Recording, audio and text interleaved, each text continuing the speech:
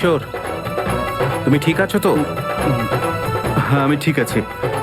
আরে আরে আরে আরে কি হয়েছে তোর? এখনো পর্যন্ত তো ছাদনা তলায় পৌঁছালি না, আর এখন থেকে তোর পা টলছে।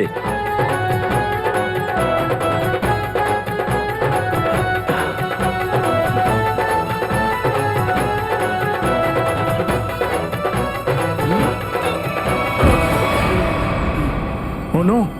আরে আরে, কেউ অ্যাম্বুলেন্সকে ডাকো তাড়াতাড়ি। কিশোর, ওঠো, চোখ খোলো। আরে কেউ জল আনো একটু। কোনো লাভ নেই, এ তো মরে গেল।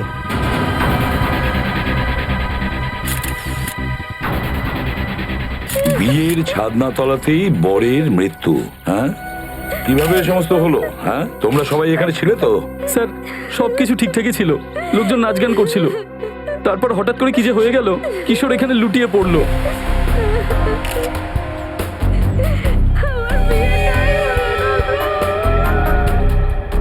কেভিন, দেখেছো তো, দুটো চোখের নিচে সব হলুদ হয়ে গেছে। হ্যাঁ স্যার, বিষ দেওয়া হয়েছে মনে হচ্ছে। সেটাই হতে পারে। সালুকে বলতে পারবে এটা কি ধরনের বিষ। আচ্ছা, আপনারা কি কাউকে সন্দেহ করেন? কে এই কাজটা করতে পারে? স্যার, এটা শুধু একজনই করতে পারে স্যার, এটা একজনই করতে পারে। কে? আমার বাবা। কি?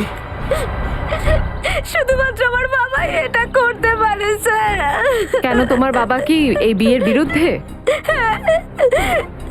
বাবা চায়নি যে আমাদের বিয়েটা হোক, কারণ ও তো বাবার মতো বড় লোক নয়। বাবা তো হুমকিও দিয়েছিল যে যদি আমরা বাবার অমতে বিয়ে করি তাহলে বাবা ওকে মেরে ফেলবে। দেখো, তোমার বাবা এসেছেন এই বিয়েতে? বাবা এখানে নেই, কিন্তু নিশ্চয়ই কোনো লোককে টাকা দিয়ে পাঠিয়েছিল আমার কিশোরকে মারার জন্য। বলছে শুনুন, ওই ওই যে লোকটা আছে না, প্রবীণ, ওই লোকটা বাবার খুব ভালো বন্ধু। নিশ্চয়ই ওকেই টাকা দিয়ে বাবা কিশোরকে মারতে পাঠিয়েছিল। কিশোরের প্রাণের ঝুঁকি ছিল, আর অদিতি ম্যাডাম ওনার সুরক্ষার ব্যবস্থা করেছিলেন। আর গত 5 দিন ধরে আমরা ওনার সুরক্ষায় নিযুক্ত ছিলাম। আর তা সত্ত্বেও এসব ঘটে গেল। স্যার, জানি না এটা কিভাবে ঘটে গেল, আমরা তো কাউকে এর আশেপাশে ঘেঁচতেই দিইনি। হ্যাঁ, কিন্তু তারপরেও এখানে লাশ পড়ে আছে। কাউকে কাছেই ঘেঁচতে দেয়নি। স্যার, এই লোকগুলোর মধ্যে কেউ মেরেছে আমার কিশোরকে। নিশ্চয়ই এরা বাবার সঙ্গে মিলে আছে। এরাই মেরেছে আমার কিশোরকে। কেমন মেয়ে আমি! আমার বাবা বিয়ের আগেই আমাকে বিধবা করে দিল।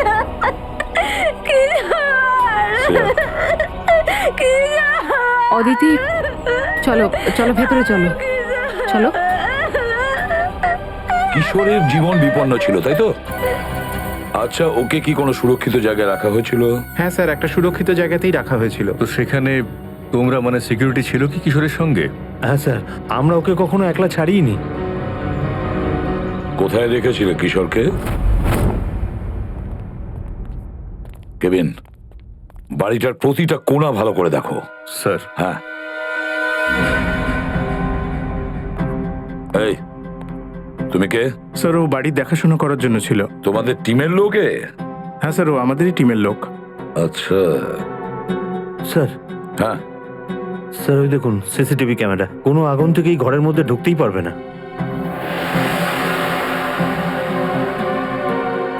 হ্যাঁ, কিন্তু কেউ তো নিশ্চয়ই আসতো এই বাড়িতে কিশোরের সঙ্গে দেখা করতে, কোনো বন্ধু বা কোনো আত্মীয় স্বজন? না স্যার, শুধু অদিতি দেবী ছাড়া আর কেউ নয়। আচ্ছা, ওর খাবার কন্টেনার কে নিয়ে আসতো? স্যার, কিশোরের খাবার তো অদিতি নিয়ে আসতো, আর চাটা ও নিজেই বানিয়ে নিত। তার মানে শুধু অদিতিই আসতো এই বাড়িতে? স্যার, হ্যাঁ, স্যার ভেতরটা চেক করে নিয়েছি। এই বাড়িতে জোর করে বা চুপি চুপি ঢোকার কোনো রকম চিহ্ন এখনো পর্যন্ত আমরা পাইনি।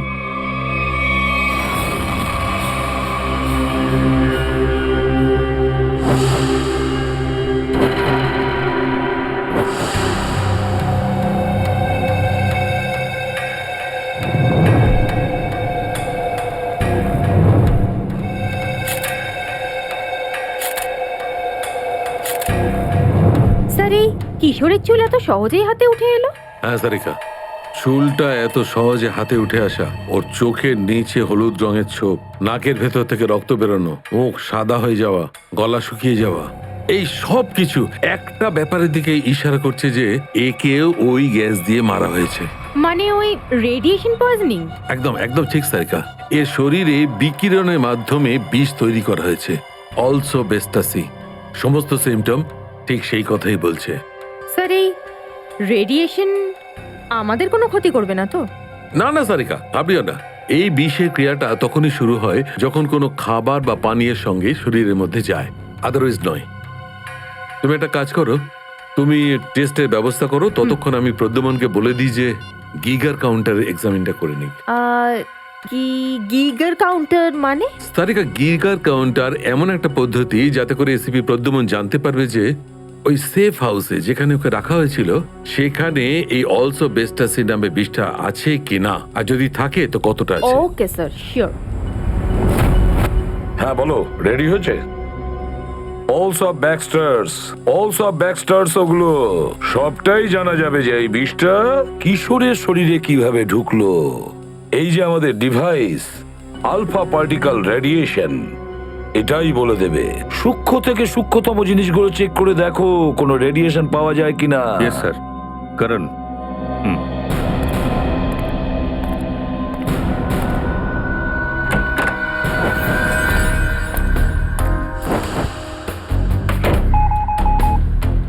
একটা কথা বলো, কিশোর কি একটা বক্স থেকেই খাবার খেত?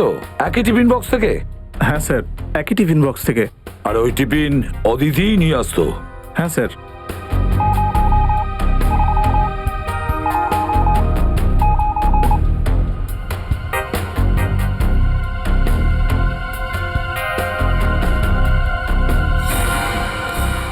স্যার হ্যাঁ, পুরো কিচেন চেক করেছি স্যার, এই রেডিয়েশন কোথাও পাওয়া যায়নি। কোনো জায়গায় কোনো রেডিয়েশন পাওয়া যায়নি? No sir. আচ্ছা সালুকে স্যার, আপনি যেন ওই কি মেশিনের নামটা বলছিলেন? গিগার কাউন্টার। হ্যাঁ, গিগার কাউন্টার। এসিপি স্যার পুরো সেফ হাউসে ওটা ব্যবহার করেছে, ভালো করে চেক করেছে, কিন্তু রেডিয়েশনের কোনো চিহ্নই নেই ওখানে। হ্যাঁ, এটা কি করে হতে পারে? না না, এটা হতে পারে না। কোনো কিছু ভুল হয়েছে ওই যন্ত্রটা ব্যবহার করার সময়। ভুল কি করে হতে পারে স্যার? ভুলটা আবার আমি বলতে চাইছি যে হতে পারে এটা সাধারণ একটা বিষ। একবার টেস্টের রিপোর্টটা আসতে দাও সচিন, তখন বুঝতে পারবে যে আমার কোনো ভুল হয়নি। হাওয়ায় কথা বলে না ডাক্তার সালুকে, ইউ আন্ডারস্ট্যান্ড দ্যাট? এক্সরে দেখাও একে, এক মিনিট, এক্সরে এক দেখাও।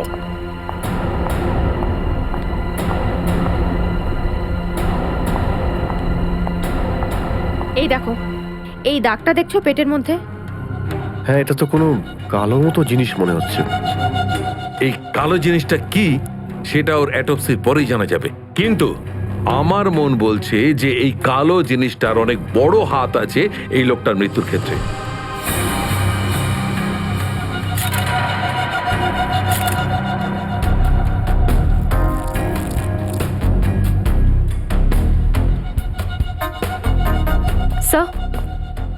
স্যার এই দেখুন, এই বটলটা ভেতরে টেবিলের নিচে বেডরুমে লুকিয়ে রাখা ছিল।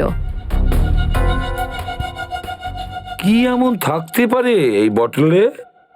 কেবিন স্যার, একটা কাজ করো, চেক করে দেখো, দেখো তো এতে কোনো রেডিয়েশন পাওয়া যায় কিনা। জানা তো যাবে বিষ আছে কি না।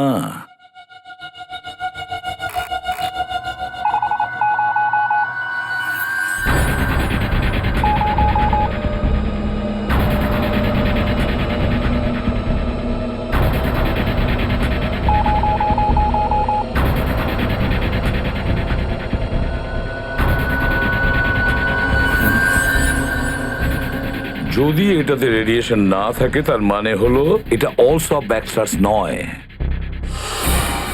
এটার ব্যাপারে তোমরা কিছু জানো? এটা কি? না স্যার, না স্যার, আমরা এই ব্যাপারে কিচ্ছু জানি না। কেভিন, একটা কাজ করো, বিয়েতে যতজন লোক এসেছিল, যে কয়জন লোক এসেছিল, ওদের সবাইকে জিজ্ঞাসাবাদ করো, 1 by 1 জিজ্ঞাসাবাদ করো, খুব ভালো করে। এমনকি অদিতিকেও খুব ভালো করে জিজ্ঞাসাবাদ করো। বাকি থাকলো অদিতির বাবা প্রতীশ কুমার।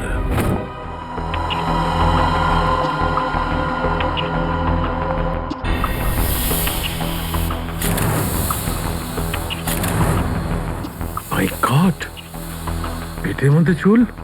এবার তো বুঝে নাও যে কিশোরের মৃত্যুর কেসটা সলভ হয়ে গেল। সেটা কি করে স্যার? বলছি, তুমি একটা কাজ করো, প্রথমে এই চুলগুলোকে ভালো করে পরিষ্কার করে নাও। আরে ডক্টর সালুকে, আপনাকে বললাম না আপনার ভুল হচ্ছে কোথাও। এসিপি স্যার এটা পেয়েছেন সেফ হাউসে। এটা একদম সাধারণ বিষ আর এতে কোনো রেডিয়েশনই নেই। আরে আবার ওই কথা ভাই, আমি তোমার জানার জন্য বলছি যে আমার দ্বারা কোনোদিন কোনো ভুল হয়নি। কিশোরের মৃত্যুটা অলসো বেস্টা বিষের কারণেই হয়েছে। স্যার অহেতুক জেদ করলে তো হবে না। তাই যদি কিশোর অলসো ব্যাক্সটারে মারা যায় তাহলে আপনার ওই যন্ত্রটা, ওই গিগার কাউন্টার, ওটার দ্বারা এটায় রেডিয়েশন কেন ধরতে পারলো না? এতে রেডিয়েশন হতেই পারে না, কারণ ভাই বিষটা এখানে নেই, বিষটা এখানে আছে, এর পেটের মধ্যে। পেটের মধ্যে চুল আছে, তাতে বিষ আছে। চুলের মধ্যে বিষ? হ্যাঁ, তোমার মনে আছে তোমাকে এর পেটের এক্সরে দেখিয়েছিলাম? ওখানে একটা কালো মতো জিনিস ছিল।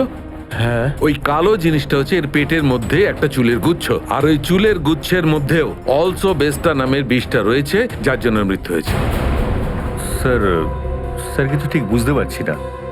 হ্যাঁ, কেউ চুল কি করে খেতে পারে? ভুল করে হয়তো পেটে চলে গেছে। আর তাছাড়া ওর চুল ঝরে যাচ্ছিল, তাই তো? না সচিন, ওই চুলটা কিশোরের নয়, এই চুলটা অন্য কারোর।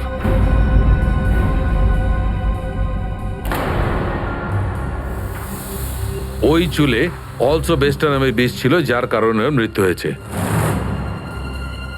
আমি বলছি, দেখো সারিকা, ওই চুলটা নিয়ে এসো তো। স্যার।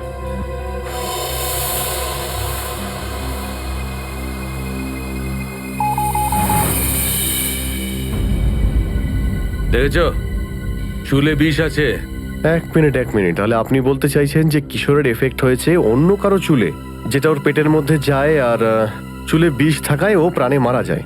এক্স্যাক্টলি। হ্যাঁ, তাহলে তো লোকটার শরীরে বিষ আছে, যেই লোকটার এই চুলটা। 100%। মাই গড। আচ্ছা, এই চুলটা ওর পেটে কবে গিয়েছিল, মানে কতদিন আগে? এই ধরো 7-8 দিন আগে। মানে ওর প্রোটেকশন পাওয়ার আগে? আমি বলছি, আই টেল ইউ, এসো।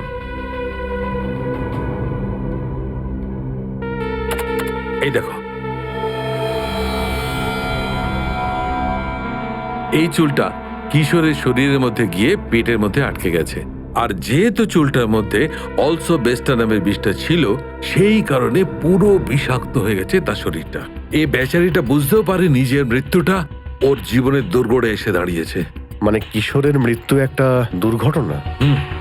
আসল খুনি তো সেই যে ওই লোকটাকে মারতে চেয়েছিল, যার এই চুলটা। জানি না বেচারা বেঁচে আছে কি মারা গেছে।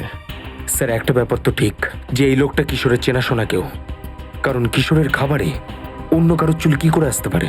এরকমও তো হতে পারে যে ও বাইরে কোথাও খেতে গেছে কোনো রেস্টুরেন্টে, আর সেখানকার শেফ বা কুকের চুল ওর খাবারে পড়ে গেছে, আর সেটা ভুল করে কিশোর খেয়ে ফেলে। সে তো অনেক কিছুই হতে পারে। আচ্ছা, এই চুল থেকে আরো কিছু কি জানতে পারা গেছে? অভিজিৎ, এই চুলটা কোনো পুরুষের। হ্যাঁ। আর এই দেখো, এই চুলটায় পিগমেন্টেশন অনেক কম। পিগমেন্টেশন মানে যাতে চুল কালো থাকে? এক্স্যাক্টলি। আমার মনে হয় এই লোকটির বয়স 40 থেকে 45 বছরের মধ্যে। দেখো, এই চুলটার গোড়াটা সাদা। কিন্তু সালুকে স্যার, যে চুলটা ওর পেট থেকে পাওয়া গেছে সেগুলো তো সব কালো। হেয়ার ডায়ার নামটা শুনেছো তো? সেটা তারই হাত যশ। আচ্ছা স্যার, এই যে বিষটার ব্যাপারে আপনি বলছেন, এই পয়জনটা তো খুবই ডেঞ্জারাস, সহজে নিশ্চয়ই পাওয়া যায় না। একদম ঠিক কথা। অভিজিৎ, একটা কাজ করো, জানতে চেষ্টা করো যে রিসেন্টলি কোনো অ্যাটমিক ল্যাব থেকে এই বিষটা চুরি হয়ে গেছে কিনা। আর যদি এটা জানা যায়, তাহলে আমরা খুনির কাছাকাছি পৌঁছে যাব। কারেক্ট। স্যার, এই বটলে তো বিষই রয়েছে, কিন্তু একটা ব্যাপার বুঝতে পারছি না যে কেউ নিজের পছন্দের মেয়েকে বিয়ে করার আগে নিজেকেই মেরে ফেলবে কেন? হতে পারে যে কিশোর এই ব্যাপারটা নিয়ে ভয় পেয়েছিল যে অদিতির বাবার গুন্ডাগুলো ওকে আবার ধরে না ফেলে, আর ও এটা হয়তো ভেবেছে যে ওকে ধরার আগেই ও বিষকে আত্মহত্যা করে ফেলুক। আশ্চর্যের ব্যাপার এটাই যে কিশোরের পেটে চুলটা গেছে 1 সপ্তাহ আগে, যখন ওর পুরনো বাড়িতে ছিল। তো আমাদের এখন ওর পুরনো বাড়িতেই যেতে হবে। ভালো করে তল্লাশি নাও পুরো রুমটার, দেখো কিছু পাও কিনা। স্যার, কিশোর আর অদিতির এই ভালোবাসা আরো একবার প্রমাণ করে দিল যে সত্যিকারের প্রেম জাতপাত বা গরিব হওয়া, বড়লোক হওয়া, এগুলো কোনোভাবেই বাধা হয়ে দাঁড়ায় না। কিন্তু আফসোস, ওদের প্রেমের কাহিনী তখনই শেষ হলো যখন ওরা বরাবরের জন্য এক হতে চাইলো। স্যার, কিশোরের বন্ধু আচ্ছা, বলেছে যে খুব সম্প্রতিও নিঃস্ব হয়ে গেছে, আর তখন থেকে ওর অবস্থা এতটা খারাপের মধ্যে দিয়ে যাচ্ছে। কিন্তু এখানে প্রশ্নটা এটাই উঠছে যে কিশোরের পেটের মধ্যে ওই বিষাক্ত চুলটা এলো কোথা?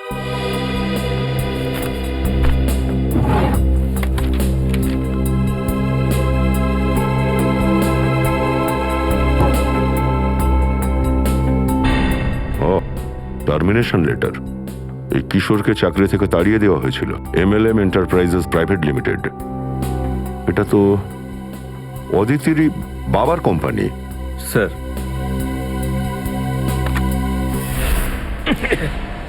স্যার হ্যাঁ প্রেডি, অনেক বাসি খাবার। এক মিনিট।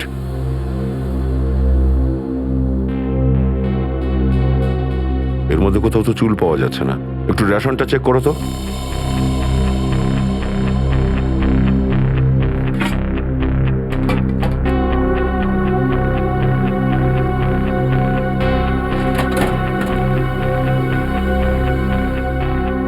না স্যার, এই বাড়িতে কোথাও কোনো রকম রেশন নেই। তার মানে এই খাবারটা এখানে বানানো হয়নি, বাইরে থেকে আনানো।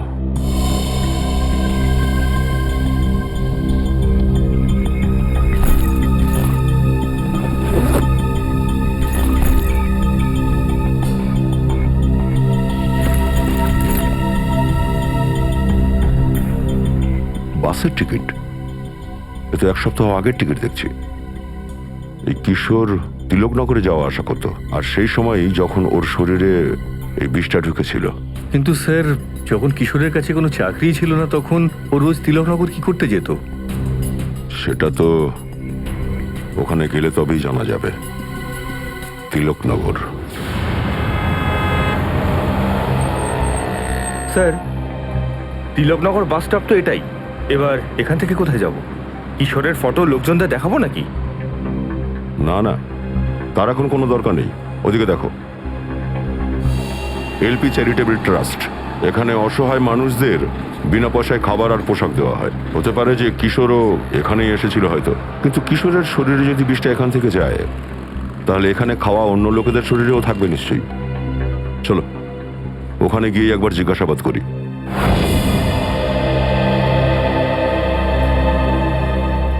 এক্সকিউজ মি, আমরা CID অফিসার্স। এখানে ম্যানেজার কে আছেন? আগে আমি স্যার, অবিনাশ। কিন্তু এখানে CIDর কি কাজ? এই লোকটাকে চেনেন আপনি? কিশোর নামের। স্যার, এ তো প্রায় এখানে আসতো খাওয়া দাওয়া করতে, কিন্তু কিছুদিন ধরে আসছে না। এর কি হয়েছে? কেউ একজন একে খুন করে দিয়েছে। কি খুন? আর আপনি এ কথাটা জেনেও যথেষ্ট ধাক্কা পাবেন যে এর মৃত্যুর কারণ আপনার এখানে তৈরি খাবারের সঙ্গে জড়িয়ে আছে। এর মানে কি? আমরা এর পেটের ভেতর থেকে চুল পেয়েছি, যেটা হয়তো খাবারের সঙ্গেই ওর পেটের মধ্যে গেছিল, আর ওই চুলটাতে বিষ লাগানো ছিল। আলসুপ ব্যাক্সটার নামে একটা সাংঘাতিক তীব্র বিষ। স্যার, কি বলছেন আপনি? আমরা তো যথেষ্ট সাবধানতা নিই মানুষকে খাবার দেওয়ার আগে। এই আমাদের বাবুর্চি, আপনি একে জিজ্ঞেস করতে পারেন। আচ্ছা, এটা বলুন যে অন্য কেউ কি কোনো অভিযোগ করেছিল খাবারে চুল পাওয়ার জন্য? হ্যাঁ স্যার, অনেক অভিযোগ তো এসেছিল। স্যার, আমি পুরো সবজিটাই ফেলে দিয়েছিলাম যাতে চুল পাওয়া গেছিল। কিন্তু কিশোর কিভাবে জানতে পারলো না যে খাবারের মধ্যে চুল আছে? এটা এই জন্য যে ও চোখে খুব কম দেখতে পেত। ও খুব হাই পাওয়ারে চশমা পরতো, আর সেদিন হয়তো চশমাটা পরেই নি। আচ্ছা, এই লোকটা ছাড়া অন্য কেউ খাবার তৈরি করে এখানে? স্যার, যদি একজন হতো তো আমি বলতাম। এখানে তো অনেক লোকই আসে এরকম সাহায্যের ইচ্ছা নিয়ে, আর খাবার বানানোয় আমাদের সাহায্য করে থাকে। তো যারা বেশি আসে খাবার তৈরি করতে, তাদের কোনো রেজিস্টার, কোনো লিস্ট তো আছে, তাই না? 1 মিনিট স্যার, 1 মিনিট। আমাকে দিন। এই নিন স্যার। স্যার, এখানে তো 70-75 জন লোকের নাম। কি করে জানতে পারবো যে কিশোরের খাবারে কার চুল পড়েছিল? মনে আছে তো ডক্টর সালুকে কি বলেছিলেন? ওই লোকটার বয়স 45 থেকে 50-এর মধ্যে, আর ও চুলে ডাই করে। 45-50 বছর আর চুলে ডাই করে? আর মনে হয় ওর শরীরও খুব খারাপ নিশ্চয়ই, কারণ ওর চুলে যদি বিষ থাকে তাহলে ওর শরীরে নিশ্চয়ই সেটা ছড়িয়ে পড়েছে। হ্যাঁ স্যার, ওটা হয়তো রমেশ বাবুই হবেন, কারণ আপনাদের এইসব কথার সঙ্গে সব মিলে যাচ্ছে। আর স্যার, উনিও চুল রং করাতেন। আর মোটামুটি স্যার, উনি 1 সপ্তাহ এখানে আসেন। উনি রমেশ? হ্যাঁ স্যার। একবার ওর অ্যাড্রেসটা দাও তো। আর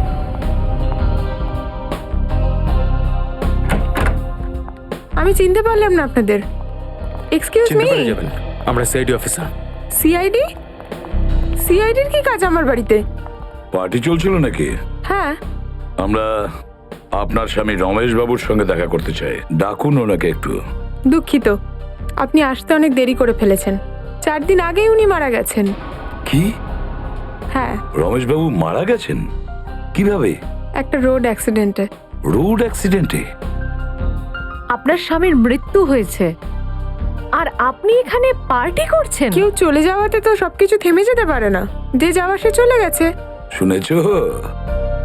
ঠিকই বলেছে। মৃত্যুটা কিভাবে হলো? এতে রমেশেরই দোষ ছিল। গাড়ি চালাতে চালাতে ঘুমিয়ে পড়েছিল। আসলে ব্যাপারটা চোখ বন্ধ হলো, প্রাণটাও চলে গেল। স্যার এই অ্যাক্সিডেন্টটা ওই বিষটার জন্যই হয়েছে নিশ্চয়ই। কি হয়েছে আলিশা? সিআইডি এখানে কেন? রমেশের মৃত্যুর ব্যাপারে জিজ্ঞাসা করতে এসছে। আপনার পরিচয়? ও আমার বন্ধু রাহুল। আরে ছাড়ুন না অফিসার, যে চলে গেছে তাকে মনে রেখে কি হবে? চলুন আপনারাও আমাদের সঙ্গে পার্টিতে একটু এনজয় করুন। একদম ফালতু কথা বলবেন না, বুঝেছেন? এখানে একটা মৃত্যুর ব্যাপারে জিজ্ঞাসাবাদ হচ্ছে, বুঝেছেন? এনার স্বামী রমেশ বাবু মারা গেছেন বিষক্রিয়ায়।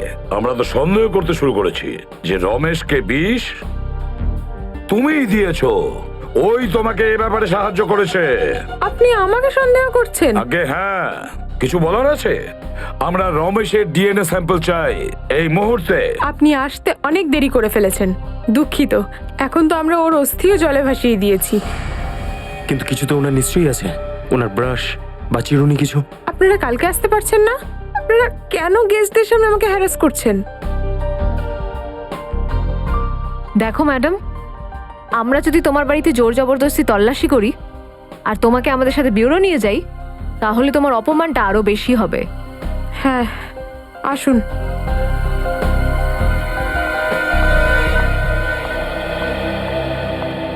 এটা হলো রমেশের ড্রেসিং টেবিল আর এটা হলো ওর চিরুনি।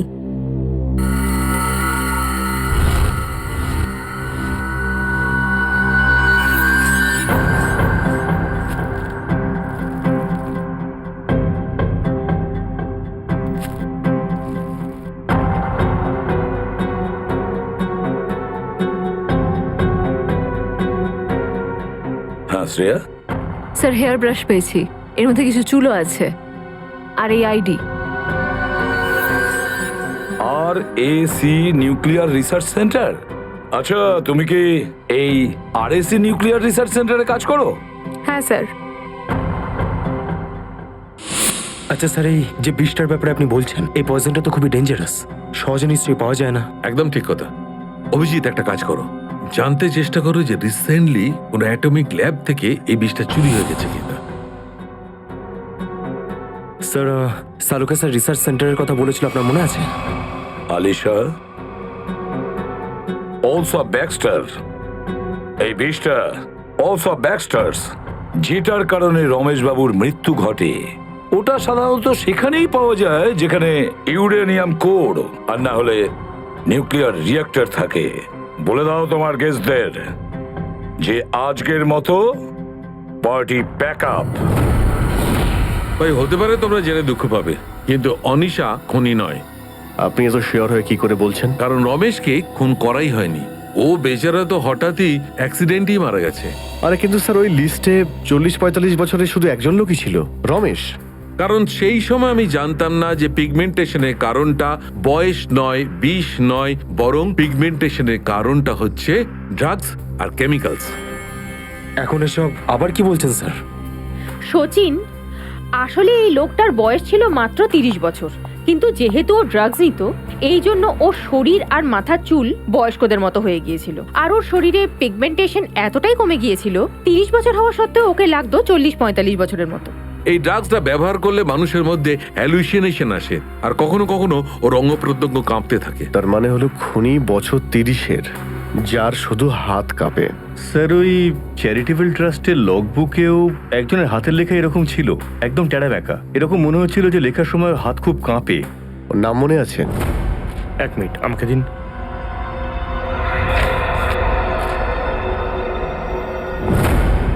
হ্যাঁ স্যার, নিশান্ত কুমার। নিশান্ত কুমার। ওর অ্যাড্রেসটা খুঁজে বের করো। বলুন স্যার, আমাদের সবাইকে এখানে কেন ডাকা হয়েছে? কোনো খবর পেলেন আমার ছেলে নিশানের? না দেখুন, এখনো পাইনি, কিন্তু আমাদের সন্দেহ এটাই যে নিশান্তের উপরে কোনো বিষক্রিয়া ঘটেছে।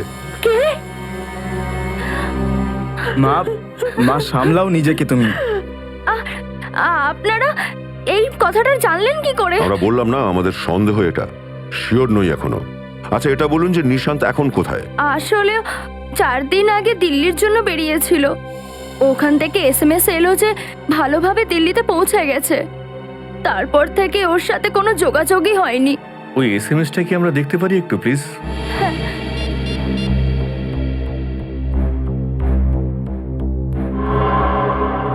আচ্ছা, আপনারা কি হোটেলে খোঁজ করার চেষ্টা করেছেন যেখানে নিশান্তের ওঠার কথা? হ্যাঁ, কিন্তু হোটেলের লোকেরা তো বললো ওখানে আসেইনি। আমি এয়ারলাইন্সে ফোন করেছিলাম, তারপরে জানতে পারলাম যে ও ওখান থেকে কোনো ফ্লাইটই ধরেনি। তার মানে নিশান্ত দিল্লি যায়নি, আপনাদের মিথ্যা কথা বলেছে সে। আমি তো কিছুই বুঝতে পারছি না যে আমার সাথে কি হচ্ছে এইসব। তুমি নিজেকে সামলাও।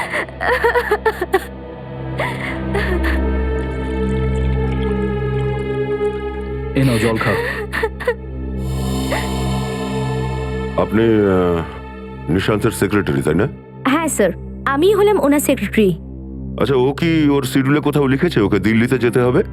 না তো স্যার, ও এরকম আগে কখনো করেনি। স্যার, ও আপনি কিছু বলতে চাইছিলেন? না না, আচ্ছা, নিশান্তের সঙ্গে এয়ারপোর্টে কে গেছিল ওকে ছাড়ার জন্য? ও প্রাইভেট ট্যাক্সি ডেকেছিল, সেটা পেয়েও গেছিলাম বাড়ির বাইরে। আমার তো ঠিকঠাকই লেগেছিল। তার মানে এয়ারপোর্টে গেছিল নিশান্ত ট্যাক্সিতে করে, কিন্তু ও ফ্লাইটে ওঠেনি, ওখান থেকেই চলে গেছিল। খোঁজ করতে হবে এয়ারপোর্ট থেকে নিশান্ত কোথায় উধাও হয়ে গেল। কেভিন, ওদিনে নিশান্ত কোথায় কোথায় ঘুরেছে জিপিএস সিস্টেমে কি খোঁজ পেয়েছো? ইয়েস স্যার, এই দেখুন স্যার। প্রথমে বান্দ্রার দিকে গেছিল, তারপর পুরো উল্টো দিকে ভিলা পারলে, আর তারপর দাদার। স্যার, নিশান্ত সবাইকে মিথ্যে কথা বলছিল যে ও দিল্লি যাচ্ছে। বরং সত্যি এটাই যে ও শহরের বিভিন্ন জায়গায় ঘুরে বেরিয়েছে। এই দেখুন স্যার। মানে এভাবেই এদিক ওদিক ঘোরাঘুরি করছিল এ। ওর শেষ লোকেশন তো বিরাটের কাছাকাছি দেখাচ্ছে। শহরের বাইরের এলাকায়। এই নিশান্তের মাথার মধ্যে নিশ্চয়ই কোনো না কোনো খিচুড়ি পাকছিল। স্যার, হতে পারে নিশান্তকে বিষও এই খিচুড়ি পাকানোর জন্যই দেওয়া হয়েছে। ওকে বিষটা দিয়েছিল কে আর কেনই বা দিয়েছিল সেটা শহরের বাইরে এই অঞ্চলে গেলে তবেই জানা যাবে।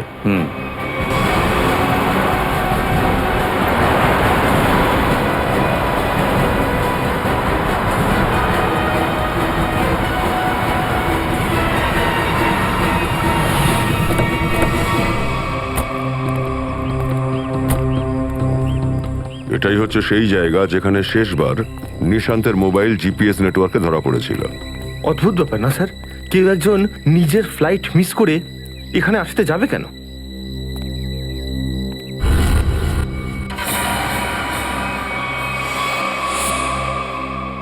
এখানে এত চুল পড়ে আছে কেন? স্যার, নিশ্চয়ই এখানে কিছু ঘটেছে। স্যার, এদিকে আসুন। স্যার, এই মাটিটা দেখে মনে হচ্ছে কয়েকদিনের মধ্যেই এখানে খোদাই করা হয়েছিল।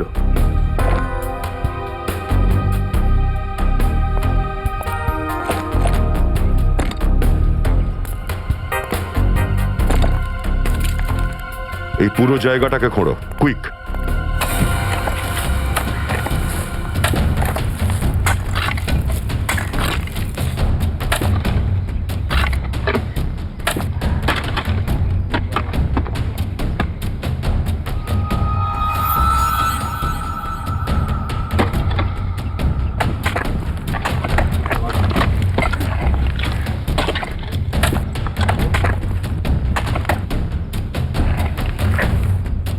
কিছু পেলে? স্যার, এখানে তো কিছুই দেখতে পাচ্ছি না। স্যার, এখানে তো কিছুই নেই। এখানেও নেই স্যার। আচ্ছা, একটা কাজ করো, ওই বাড়িটাতে ঢুকে একবার তল্লাশি নাও, দেখো কিছু পাওয়া যায় কিনা। আচ্ছা স্যার। বড় অদ্ভুত ব্যাপার স্যার, এতগুলো জায়গা খুঁড়লাম কিন্তু তারপরেও কিছু পাওয়া গেল না। এটাও তো হতে পারে যে আসলে কিছু লুকোনোর জন্য নয়, বরং যেটা আগে থেকেই পোঁতা ছিল সেটা বের করার জন্যই খোঁড়াখুঁড়ি হয়েছিল। স্যার, হ্যাঁ, এই দেখুন ঘরের ভিতরে কি পেলাম স্যার।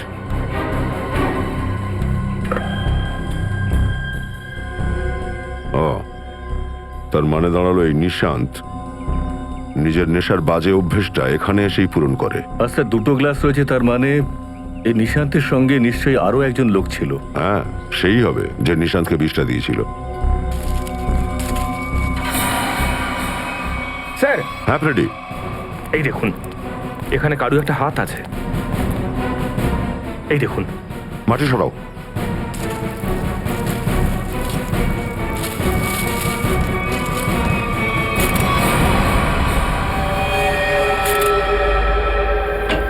স্যার, জানতে পেরে গেছি যে নিশান্ত শহরে এখানে ওখানে কেন ঘুরছিল, ড্রাগসের জন্য।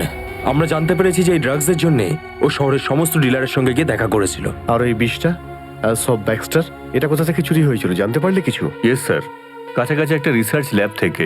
হ্যাঁ, কিন্তু এই চুরিটা কেন হয়েছে আর কে করেছে সেটা এখনো জানতে পারা যায়নি। ডক্টর সালুখেই নিশান্ত কতদিন আগে মারা গেছে? 4 দিন আগে মৃত্যু হয়েছে। 4 দিন আগে? এসব কি বলছেন আপনি স্যার? 3 দিন আগেই লোকটা ওনার ওয়াইফকে SMS করেছেন। একদম মনেও আনবে না যে আমার কোনো ভুল হয়েছে। বস, এই লাশটার পাশ থেকে আমি পোকা পেয়েছি, ওই পোকা যেটা মানুষ মারা যাওয়ার পর তার দেহ থেকে পাওয়া যায়, যাকে মেগার্স বলে। আর এই পোকাগুলো লাশের ওপর যে ডিম পেড়েছে সেগুলো 4 দিনের পুরনো। তার মানে ব্যাপারটা পরিষ্কার, এর মৃত্যু 4 দিন আগে হয়ে গেছে।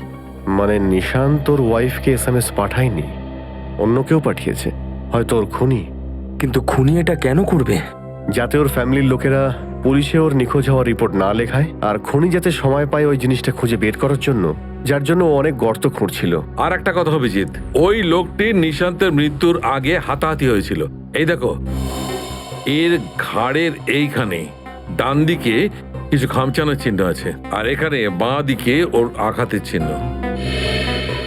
মানে ওই লোকটি নিজের ডান হাত দিয়ে ওর গলাটা চেপে ধরেছিল আর বাঁ হাত দিয়ে একে আঘাত করেছিল এইখানে, কারণ এখানেই আঘাতের চিহ্ন আছে, আর কোথাও নেই। স্যার, এটার মানে তো একদম পরিষ্কার যে ওর উপর হামলা করা লোকটা বাঁহাতি, কোনো নেটা। তাহলে এই কেসে এমন কেউ আছে যে বাঁ হাতি?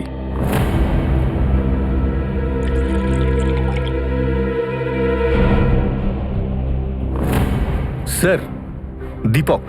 দীপক নিশান্তের বন্ধু? হ্যাঁ, ওই দীপক। বন্ধু নয়, শত্রু।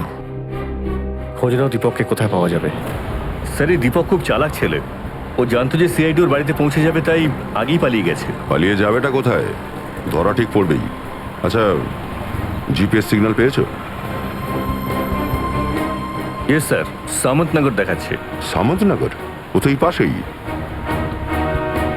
স্যার, সিগন্যালটা এখানেই আমাদের আশপাশে দেখাচ্ছে, আমাদের দিকেই আসছে, মোটামুটি 500 মিটার দূরত্বে। চলো, এ তো ভালোই হলো। ওর জন্য এখানেই অপেক্ষা করি। Yes sir. কোথায় দেখাচ্ছে লোকেশন? এটা কি হলো স্যার? ওর সিগন্যাল গায়েব হয়ে গেছে। এক্ষুনি ছিল, এক্ষুনি নেই। ট্যাব খারাপ হয়ে গেল নাকি? তাড়াতাড়ি কিছু করো, তা না হলে দীপক আমাদের হাত থেকে বেরিয়ে যাবে। এসে গেছে স্যার, একটু দূরে চলে গেছে স্যার। এই সিগন্যালটা এখন বলছে যে ও K2 চেকপোস্ট ক্রস করেছে। K2 checkpost? কিন্তু সেটা এখান থেকে 1 কিলোমিটার দূরে, উল্টো দিকে। আমার তো মনে হচ্ছে দীপক নিশ্চয়ই কোনো আত্মার থেকে লিফট নিয়েছে, আর নিশ্চয়ই তার অদৃশ্য গাড়িতে চেপে গায়েব হয়ে গেছে। ও, এবারে বুঝতে পেরেছি। ও এখান থেকে এই দিক থেকে ওই দিকে গেছে, আর ওখান থেকে হয়তো কোনো বাইক বা ভাড়ার ট্যাক্সিতে চেপে K2 চেকপোস্টে গেছে। চলো, আমরাও K2 চেকপোস্টে যাই।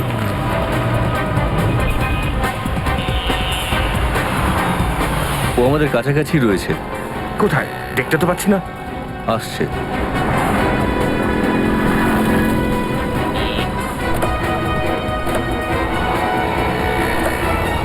কোথাও যাওয়ার তাড়া আছে নাকি? কোথায় যাচ্ছিস? স্যার, আপনারা? হ্যাঁ, কোথাও না, বাড়ি যাচ্ছি। ব্যাগে কি আছে তোর? আমার ব্যাগে তো কিছুই নেই খোল। স্যার, জামা কাপড় আছে। ব্যাগ খোল। দেখা দেখা। খোল স্যার, খোল। কিছু নেই ব্যাগে, সত্যি। কাপড় এরকম হয়? হ্যাঁ,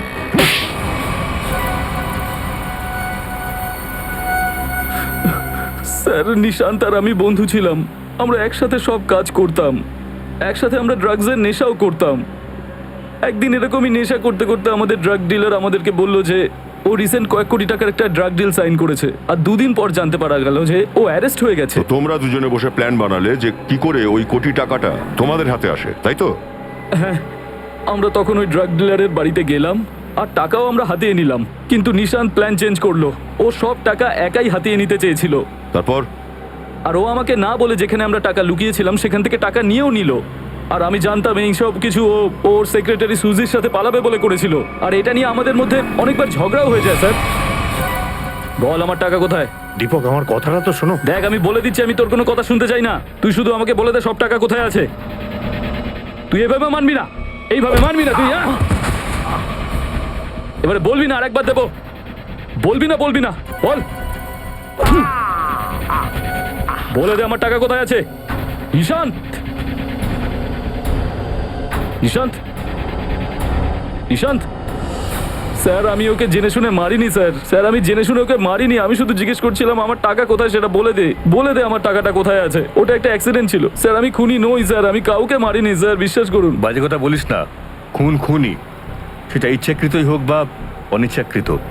তারপর তুমি নিশান্তের ফোন থেকে প্রিয়াকে এসএমএস করলে যাতে তুমি আরো সময় পাও টাকাটা খোঁজার জন্য।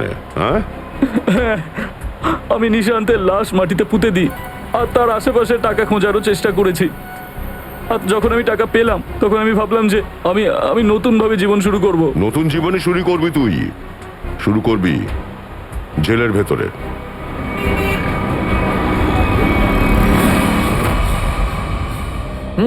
এটা কি বলো সালুকে। বস, কেসটা তো আরো জটিল হয়ে গেল। দেখো সালুকে, তুমি প্রথম দ্বিতীয়টাই বলে যাচ্ছ, আর কিছুই বলছো না। আরে আসলটা তো বলবে, কি পেয়েছো? দেখো বস, অলসো বেক্সটা বিষ 3-4 দিনের মধ্যে কাজ শুরু করে। 3-4 দিনের মধ্যে মানুষের মৃত্যু হয়। কিন্তু নিশান্তকে এই বিষটা এত কম মাত্রায় দেয়া হয়েছে যে সেই কারণে ওর মৃত্যু হতে পারে না।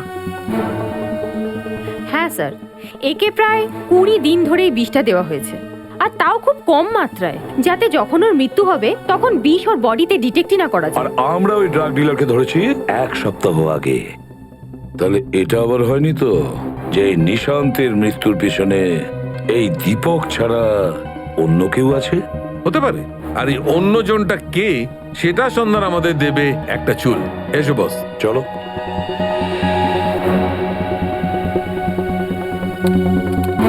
বস, মানুষের চুল প্রত্যেক মাসে প্রায় 1.5 সেন্টিমিটার করে বাড়ে। যেদিন এই নিশান্তকে বিষটা দেয়া হয়েছিল, এই বিষটা চুলের ওপর নিজের চিহ্ন ছেড়ে গেছে। এই দেখো, এই ডট। আর রোজ নিশান্তকে একটা নির্দিষ্ট মাত্রায় বিষ দেওয়া হয়েছে, আর রোজই বিষ নিজের চিহ্ন চুলের ওপর ছেড়ে গেছে। শো করছে এইটা। 23 তারিখ আর 24 তারিখ। হ্যাঁ, আর 25 তারিখ থেকে আবার দেওয়া শুরু হয়েছিল। স্যার, 23 আর 24 তারিখ নিশান্তের পরিবারের সবাই শহরের বাইরে গেছিল।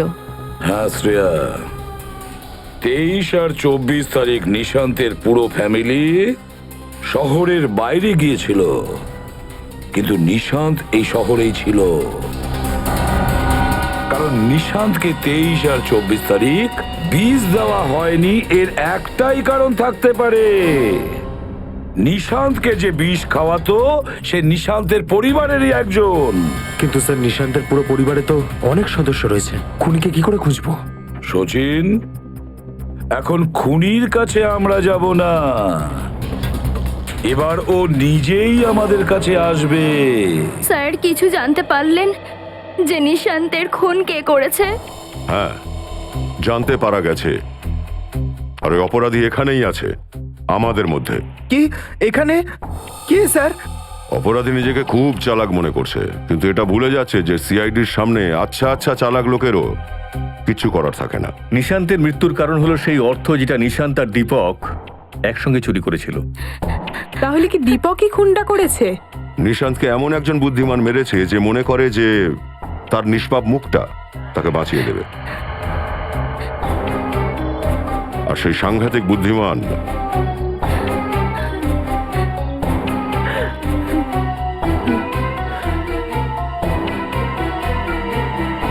তুমি।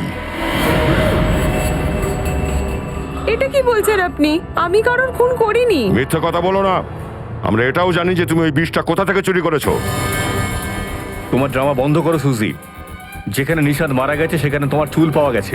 নিশ্চয়ই কেউ আমাকে ফাঁসানোর চেষ্টা করছে। আমি নির্দোষ। দিব্যা, অ্যারেস্ট করো একে। ছেড়ে দিন আমাকে, আমি কিছু করিনি। এর শাস্তি আদালত দেবে না, একজন ওয়াইফ দেবে।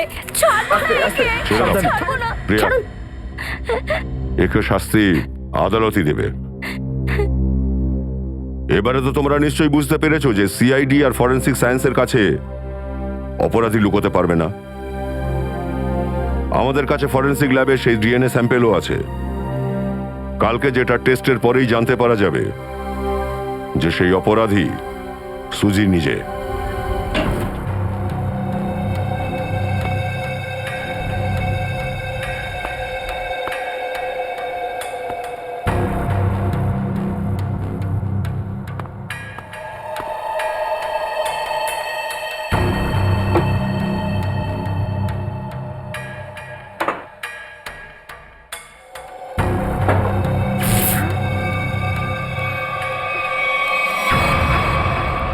ফরেনসিক ল্যাব খুঁজতে কোনো অসুবিধা হয়নি তো?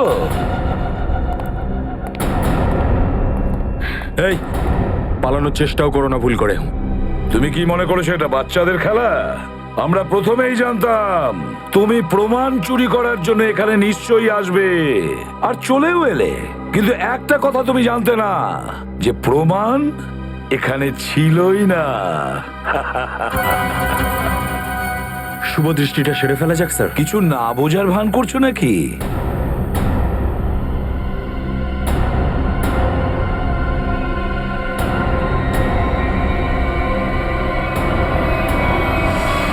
ও প্রাইভেট ট্যাক্সি ডেকেছিল, সেটা পেয়েও গেছিলাম বাড়ির বাইরে। শীতল, শীতল তুমি? ছেড়ে দাও আমাকে, না হলে আমি একে গুলি করে দেবো। বোকামি করো না, গানটা নিচে রাখো।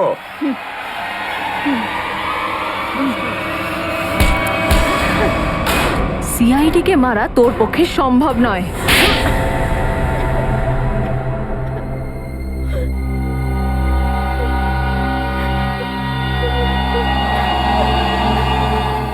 আমি যা কিছু করেছি আমি আমার মেয়ের বদলা নেওয়ার জন্য করেছি।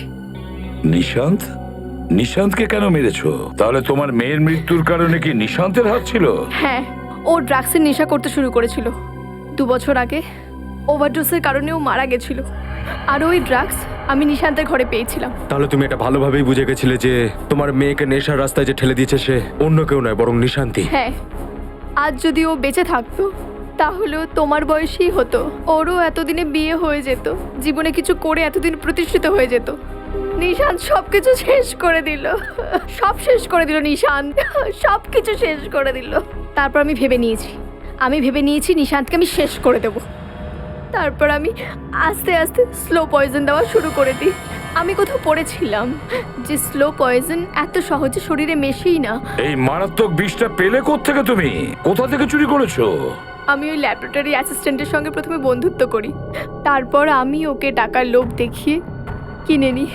খুব ভুল করেছো তুমি শীতল। তোমার মেয়ের সঙ্গে যা কিছু ঘটেছে একদম ঠিক হয়নি, আমরা দুঃখিত সেই ব্যাপারে। কিন্তু এর মানে এই নয় যে তুমি আইন তোমার নিজের হাতে নেবে।